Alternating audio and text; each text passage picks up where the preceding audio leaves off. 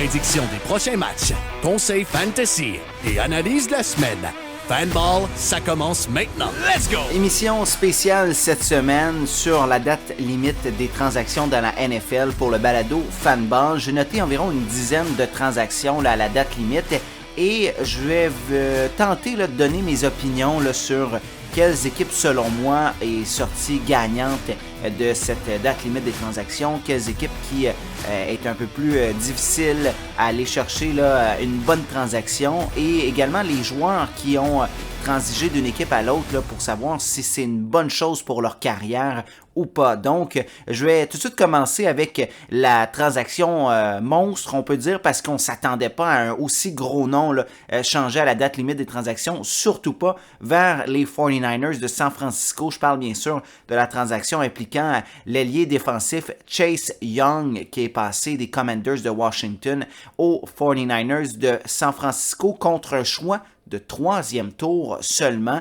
On se rappelle que Chase Young avait été repêché 2e au total il y a à peine quelques années par les Commanders de Washington. Donc, on pensait que ce serait un joueur aussi dominant que les frères Bosa. D'ailleurs, il avait joué avec un des frères Bosa à Ohio State dans la NCAA et va retrouver justement Nick Bosa avec les 49ers. Ils avaient fait des flamèches au niveau universitaire et ça risque d'être le cas avec les 49ers. Donc vraiment, je pense que c'est un coup de circuit pour San Francisco et bravo de ne pas avoir arrêté au niveau des transactions parce qu'on se rappelle, il y a quelques semaines, on avait bougé pour aller chercher Gregory des Broncos de Denver. On pensait peut-être que le magasinage était déjà terminé pour la formation de la Californie, mais on a décidé d'aller chercher un autre joueur vedette, un autre bon joueur également en défensive, ce qui fait en sorte que les 49ers, malgré 3 défaites consécutives,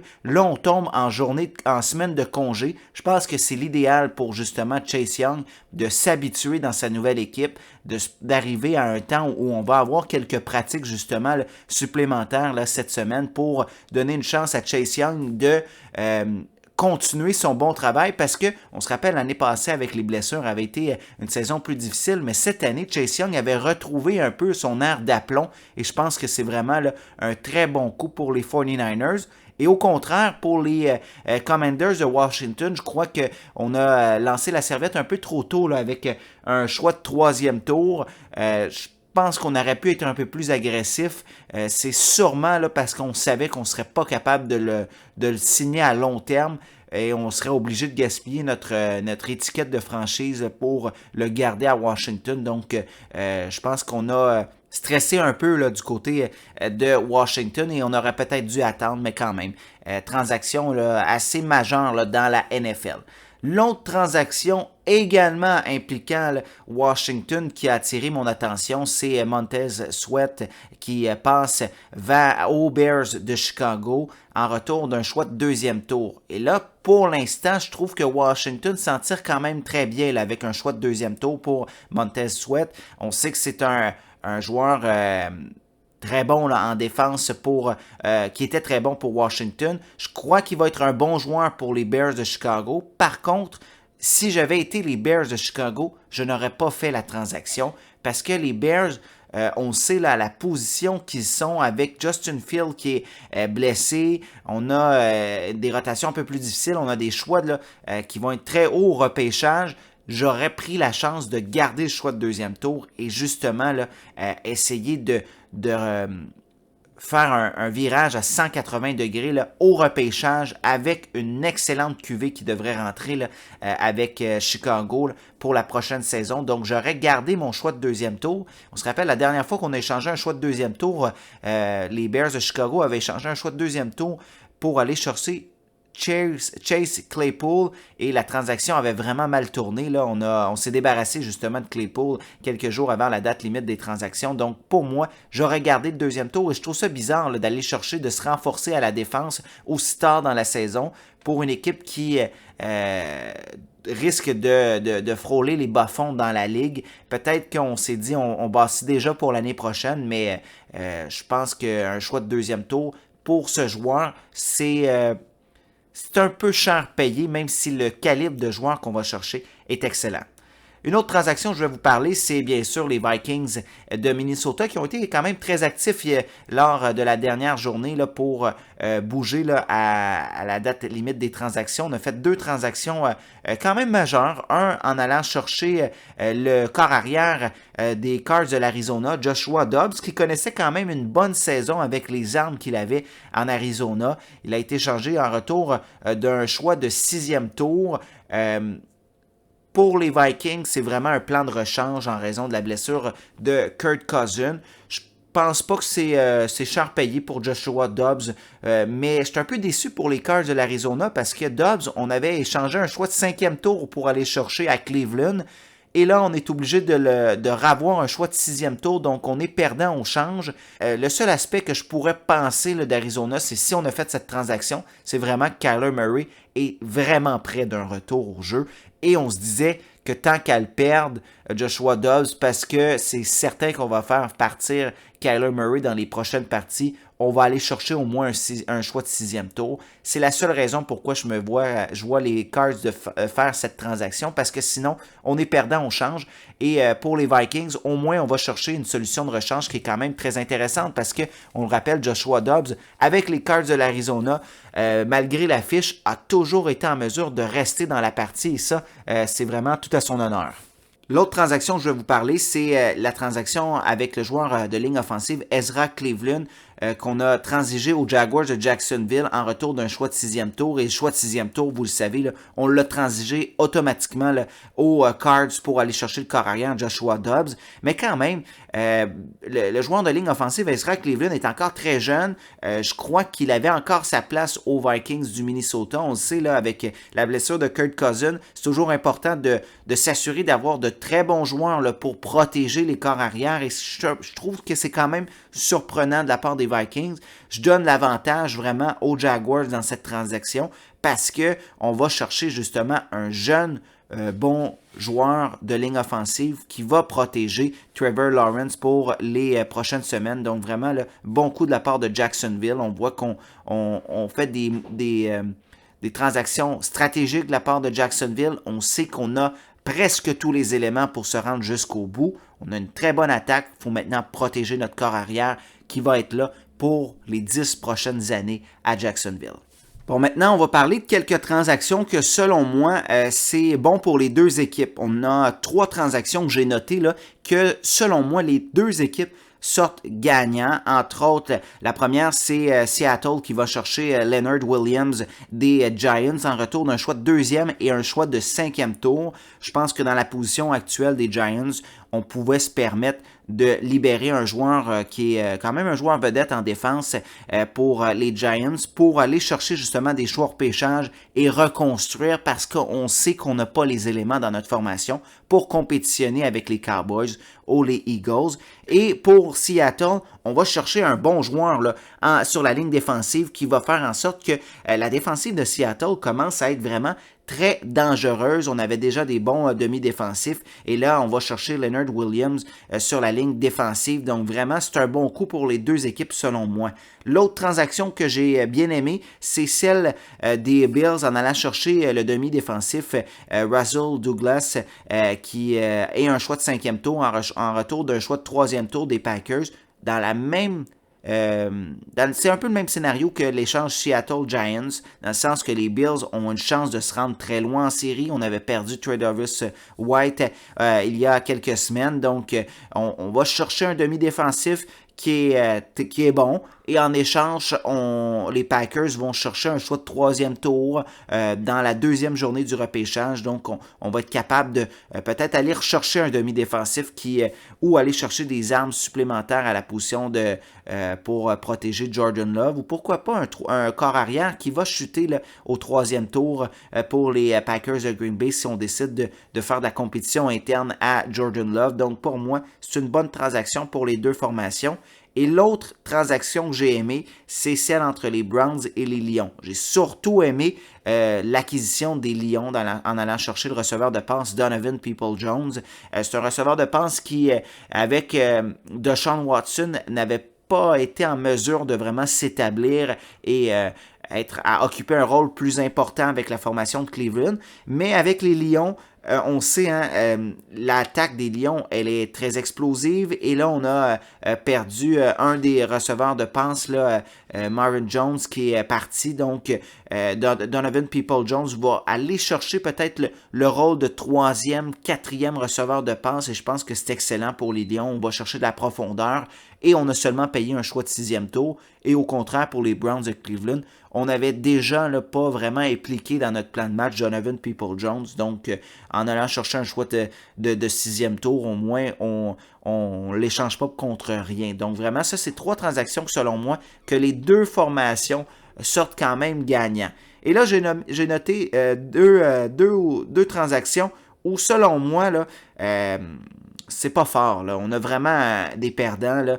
Entre autres, l'échange des Dolphins de Miami en allant chercher Chase Claypool et un choix de 7e contre un choix de 6e pour les Bears. Je pense que les 2 équipes sortent perdantes dans cette transaction. Premièrement, Claypool, on sait, hein, il semble vraiment être un cancer au sein du vestiaire de toutes les formations. C'était le cas avec les Steelers, c'est le cas avec les Bears. Donc vraiment, là, c'est pas une bonne transaction, je pense, pour Miami d'aller chercher Claypool, surtout qu'on a une attaque qui fonctionne.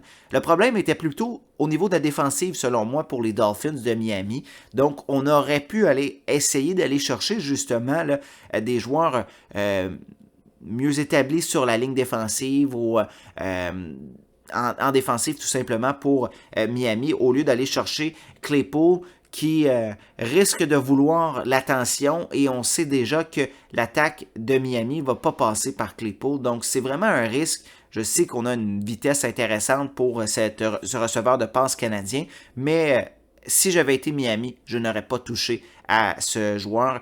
Et les Bears sortent également là, perdant de cette transaction parce qu'on se rappelle qu'on a payé un choix de 2e tour pour aller chercher Chase Claypool et on est obligé d'aller chercher pour s'en débarrasser un choix de 6e. Donc, même si on s'en débarrasse, selon moi, on perd au change et faut aussi rappeler la transaction assez dégueulasse qu'on avait fait là, pour aller chercher Claypool contre un choix de 2e tour qui avait été un choix de 32e au total finalement là, au dernier repêchage. Donc vraiment, là, c'est une mauvaise transaction pour les Bears de Chicago.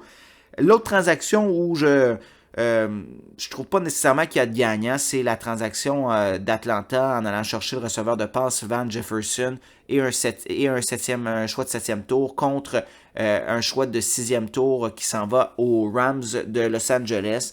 On s'en va chercher un joueur supplémentaire. Je crois que les Rams étaient obligés de se débarrasser d'un receveur de passe, surtout qu'on avait Puka Nacua qui connaît toute une saison. Donc Van Jefferson était rendu... Vraiment, il n'y avait aucun rôle avec les Rams. Et je crois que même pour Atlanta, si on avait attendu, on l'aurait peut-être réclamé là, au ballottage parce qu'on l'aurait libéré. Donc, c'est vraiment là, un échange mineur, selon moi, là, dans la Ligue nationale de football. Une transaction que je voulais mentionner, c'est celle des Chiefs et les Jets. Quelques jours avant la date limite des transactions, Mecole Hardman est passé des Jets vers les Chiefs, retourne à Kansas City avec un choix de 7e tour et les Jets reçoivent un choix de 6e tour. Je pense que les Chiefs auraient pu être un peu plus agressifs dans cette transaction, dans le sens que on doit donner des armes supplémentaires à Patrick Mahomes. On a Travis Kelce, on a Rice qui commence à être un bon receveur de passe. On a un jeu au sol peut-être meilleur que l'année dernière avec Pacao, mais ça reste que Hardman, c'est du déjà vu avec les Chiefs. On ne va pas frapper de coup de circuit. On donne seulement une arme supplémentaire à Patrick Mahomes. Et on sait que Mecole Hardman peut fitter dans le livre de jeu de Andy Reid. Mais quand même, je pense que pour les partisans des Chiefs de Kansas City, on aurait aimé ça frapper là, un plus gros coup là, à la date limite des transactions. Vraiment donner une arme dangereuse là, au niveau du receveur de passe là, pour aider Patrick Mahomes. Et je pense pas que Mecole Hardman peut remplir ce rôle. Et pour les Jets, on va chercher un choix de 6e tour, donc c'est vraiment là très peu, là, surtout qu'on a donné là, un choix de 7e en même temps, là, donc c'est vraiment un échange de choix là, au repêchage, donc c'est le genre de transaction qui me laisse un peu sur mon appétit. Donc, les deux grands gagnants, je crois, de cette journée des transactions, c'est les 49ers de San Francisco qui vont chercher vraiment un allié défensif vedette dans la ligue qui s'était replacé cette année et qui s'est fonctionné avec Nick Bosa. Donc vraiment, je pense que les 49ers de San Francisco, je les avais exclus de mon top 6 de l'état des forces il y a à peine quelques jours. Je pense que dès la semaine ou dès dans 2 semaines, là, on va pouvoir remettre les 49ers dans ce top 6 rapidement en raison de cette belle transaction. L'autre formation qui a réussi à tirer son épingle du jeu, selon moi, les Jaguars de Jacksonville. Transaction très intelligente en allant chercher le joueur de ligne offensive Ezra Cleveland des Vikings du Minnesota. On va chercher un jeune joueur qui va être capable de vieillir avec le groupe de Jacksonville qui est quand même assez jeune à l'attaque. Donc vraiment, je pense que c'est une bonne transaction pour Cleveland. Pas nécessairement celle qui va passer là, à l'histoire, mais c'est une transaction qui est intelligente et c'est le genre de transaction qui va faire en sorte que peut-être que les Jaguars vont se rendre un peu plus loin là, en éliminatoire en raison justement d'avoir un bon joueur de ligne offensive qui va être capable d'aider les jeux de course avec Travis Etienne, mais surtout donner une fraction de seconde supplémentaire à Trevor Lawrence avec Jacksonville. Deux équipes selon moi qui vont peut-être être moins bonnes après la transaction, c'est Miami, je vous l'ai mentionné, Chase Claypool qui est selon moi un cancer dans un vestiaire. Pourquoi aller le chercher? Surtout sachant qu'on a une attaque dominante avec Miami, on mène dans toutes les catégories importantes. Que ce soit les verges, les passes, les touchés. Donc vraiment, là, on a une attaque qui fonctionne. Pourquoi mettre tout ça là, en danger en allant chercher un joueur comme Chase Claypool? Et l'autre équipe, selon moi, c'est les Bears. Les Bears qui ont échangé là, un choix de 2e tour pour aller chercher Montez Sweat dans une année qui semble être une année de reconstruction et on échange nos choix hors pêchage. Donc, ça commence à être difficile à suivre pour Chicago. On savait que depuis les dernières années, là, être un partisan des Bears, ce n'est pas facile parce que on souhaite que les Bears se replacent, mais ça ne fonctionne jamais. Et là, on pense avoir vraiment là, une année au repêchage qui va être critique pour la formation de Chicago. Et on commence à échanger des choix en repêchage très haut, comme un choix de 2e tour pour aller chercher un joueur en défense. C'est dur à suivre là, pour les Bears de Chicago et je pense que c'est une des raisons pourquoi je les mets avec les Dolphins comme une équipe qui sort perdante de la date limite des transactions. Donc voilà, c'était cette petite émission spéciale Fanball sur la date limite des transactions. J'espère que vous avez aimé. Là, c'est mes commentaires à chaud. Je vous rappelle que il y a toujours une page Instagram Fanball que vous pouvez suivre. Sinon, on se revoit la semaine prochaine pour une autre émission de Fanball. D'ici là, je vous souhaite de passer une excellente semaine et surtout un très bon football.